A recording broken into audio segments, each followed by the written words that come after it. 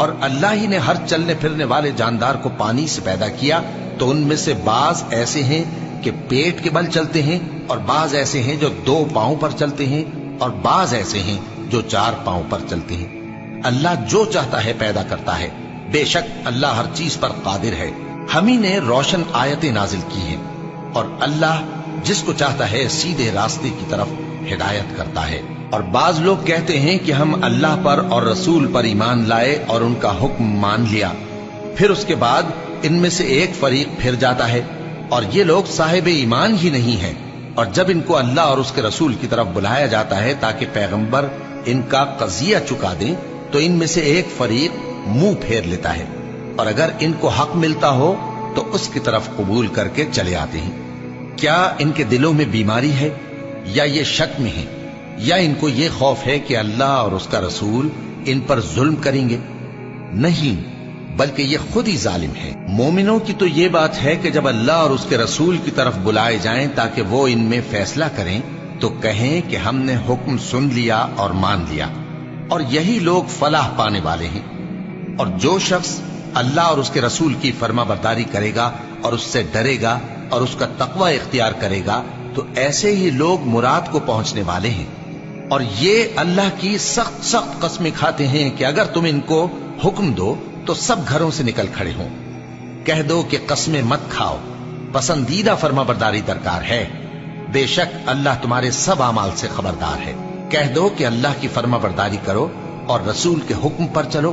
اگر منہ موڑو گے تو رسول پر اس چیز کا ادا کرنا ہے جو ان کے ذمے ہے، اور تم پر اس چیز کا ادا کرنا ہے جو تمہارے ذمے ہے۔ اور اگر تم ان کے فرمان پر چلو گے تو سیدھا رستہ پالو گے، اور رسول کے ذمے تو صاف صاف پہنچا دینا ہے۔ جو لوگ تم میں سے ایمان لائے اور نیک کام کرتے رہے، ان سے اللہ کا وعدہ ہے کہ ان کو ملک کا حاکم بنا دے گا، جیسا ان سے پہلے لوگوں کو حاکم بنایا تھا، اور ان کے دین کو جسے اس نے ان کے لیے پسند کیا ہے مستحکم و پائیدار کرے گا، اور خوف کے بعد ان کو امن بخشے گا۔ وہ میری عبادت کریں گے اور میرے ساتھ کسی چیز کو شریک نہ بنائیں گے، اور جو اس کے بعد کفر کرے تو ایسے ہی لوگ بد کردار ہیں۔ اور نماز پڑھتے رہو اور زکوٰۃ دیتے رہو اور پیغمبر کے فرمان پر چلتے رہو تاکہ تم پر رحمت کی جائے۔ اور ایسا خیال نہ کرنا کہ کافر لوگ ہم کو زمین میں مغلوب کر دیں گے، ان کا ٹھکانہ دوزخ ہے، اور وہ بہت برا ٹھکانہ ہے۔